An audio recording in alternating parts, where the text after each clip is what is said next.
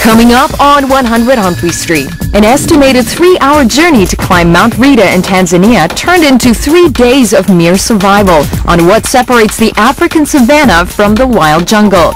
That's next.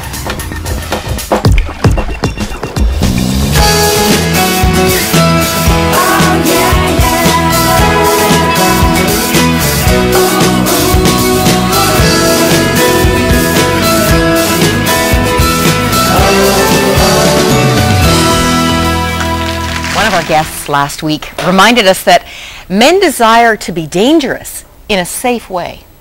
They're wired to respond to something bigger than they are. Well, it's not surprising that 2 young men in their early 20s decided to climb a mountain. The adventure became very unsafe, however, life-threatening, in fact. The distress rippled from Tanzania in East Africa, where they went missing, to Vancouver, BC, the headquarters of Campus Crusade for Christ, and to their hometown in Oshawa, Ontario, and then around the world. Graydon Baker, sister, just sang. Older or younger? I'm older. You're the eldest. I'm the older brother. Family. Yeah, that's right. The statesman. The older statesman. I like that. That's the confidence that in part has you back here in Canada. Possibly.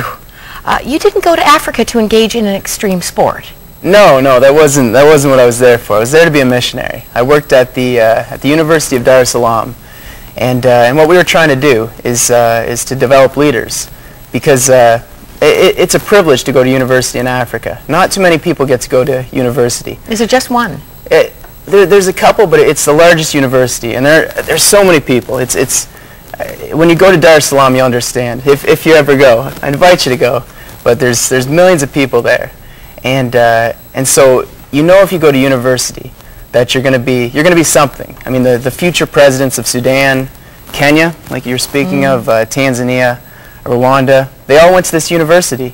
And so if you can reach them with the gospel, give them a reason to live differently, then maybe when they get up to power, we won't see things like we're seeing in Kenya right now. And university students like yourself had been going over there. Sure. And had great inroads. Yeah. Every summer they sent a team down, and then we were there to really give a foundation to the ministry. Yeah. And missionaries to be sent from there, that was part of the plan. Yeah. Well, send them back to Canada. We need missionaries too. Now, Graydon, you yourself were finished university. I was. University of Guelph. Yeah. And so this was a great adventure. You sent an email home that I thought was interesting. I've been in Africa for over a month now, and I still have not seen a lion. No good. I plan on remedying that very soon. I'll be safe, Mum, but I know you're always praying. Yeah. Well, I mean, I went to university. You got to understand me, Maura. I'm a mother, okay? Yeah, I'm in the mom chair here. And I've put my mom through a lot. I feel horrible. She's a strong woman. But no, I went to university for zoology, and I wanted to be the next crocodile hunter. I mean, that was the plan, and so for me, going to Africa, I mean, that's the hotbed. You know, lions, giraffes, crocodiles.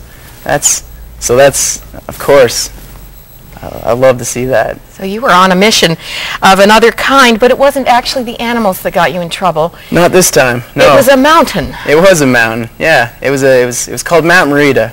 We learned that later. But the problem is that we only had money for a half-day safari, and so we got done at lunchtime, and myself and Byron, he said, what are we going to do for the rest of the day? We have a whole day. We're young. We're in Africa. What are we going to do? We can't waste this just sitting down and eating rice and whatever. We have to do something serious. And so we saw this mountain in the distance, and it was just a silhouette. But yeah, I'm a little bit crazy. And my friend Byron... This is Byron, isn't it? That's Byron right there, yeah. Pointing to the mountain to be climbed. He's a nut. He's a good guy. One of the best missionaries I've ever known. He taught me so much about being a missionary. But on this particular day, we set a direction towards the top of this mountain, and we started hiking towards it. Now, you did get a little bit of information, but what I read about this, it was reminiscent of my trip to Africa. Okay. Where the locals say things like it's just near or a bit far. Those are very scary terms. Sure. Well, it's the African way. They're beautiful people, and what we did is Really, I mean, this was more to make my mom happy. If she asked if I gathered information beforehand. And so we asked a couple locals. We said, how long do you think it would take to get to the top of this mountain? And, you know, I said, ballpark, you know, we said 3 hours? They said, yeah, about 3 hours. We said, to get to the base of this mountain, how long would it take? 45 minutes? Yeah, about 45 minutes. But really, we could have said, you know, would this take 2 weeks? Yeah. 1 minute? Of course. You know that now. Hakuna Matata, right? Yeah. What did you have packed for this climb, Graydon? Well, we took a couple cookies, a bag of cookies. We had 2 oranges.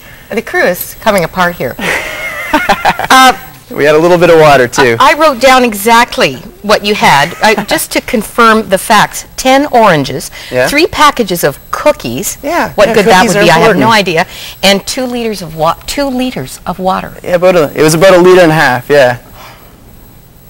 When did you first realize that maybe you'd judged incorrectly on this mission?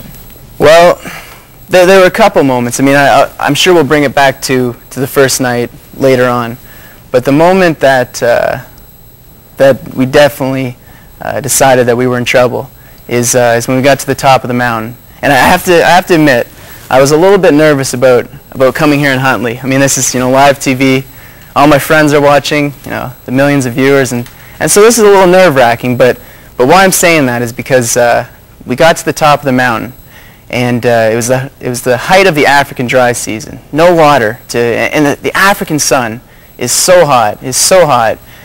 No water anywhere. We'd run out of water. We got to the top of this mountain, so I climbed up first. I looked around to get our bearings. All I saw was miles and miles and miles of African jungle. Not an evidence of civilization in sight. And I look down and I see my friend Byron, and he's about 30 yards away, just lying in a heap, almost unconscious. He's already experiencing dehydration. Mm-hmm. We had no water left, as I said. And at that point, you know, I realized, what were we doing? I mean, it was kind of like Elijah when he escaped from Queen Jezebel, mm-hmm. and he runs into the desert to hide. And then God takes him to a point and says, what are you doing here? Why are you here? And that struck me, and so we prayed. We repented of our pride. It's our pride that brought us up there, and we said, Lord God, if you do choose to rescue us from this, any opportunity we get to share this story, we will. And we won't take credit. We'll give you full glory for what you did here. So that's why I'm here today. We have a picture of you on top of Mount, how do you say it again? Mount Merida. Actually, let's just stop here, because this is the first... That's the first night. I don't know if you want to call this a miracle. It sounded pretty amazing to me. The first night that you realized you weren't going to make it home and you had to crash somewhere, you stumbled upon... It was incredible. A shelter. It was incredible. This is my favorite part of the story. We bounced from village to village, trying to... And they point us in the direction of the mountain. But eventually we got deep into the jungle, and so we'd been hiking in the jungle for about 4 hours. Now the sun goes down in Africa. It goes down at 7 o'clock. O'clock. Yeah. O'clock. I'm with you. You're with. You're following. Okay, good. And it just drops right out of the sky. It drops so quickly. I mean, it's gone. No light. Right? Not at all. And so we'd been hiking deep in the jungle for about 4 hours. It was 6 o'clock, and I realized that no, this wasn't a 3-hour journey, and we weren't going to get to the top and back before supper. And there's no way we can turn back and get out of the jungle because we're already 4 hours deep in the jungle at a good pace. And so, figure maybe the quickest way out is forward. And I wasn't going to tell Byron I was afraid, and he wasn't going to tell me he's afraid because we're men, right? And we're not afraid. Nothing shakes us. And so we're moving forward. But I'm realizing we're not going to get out of here before dark. And so we pick up our pace. I'm sure he prayed. I know I prayed quietly to myself. 6:30, 6:45, 7 o'clock, pitch dark.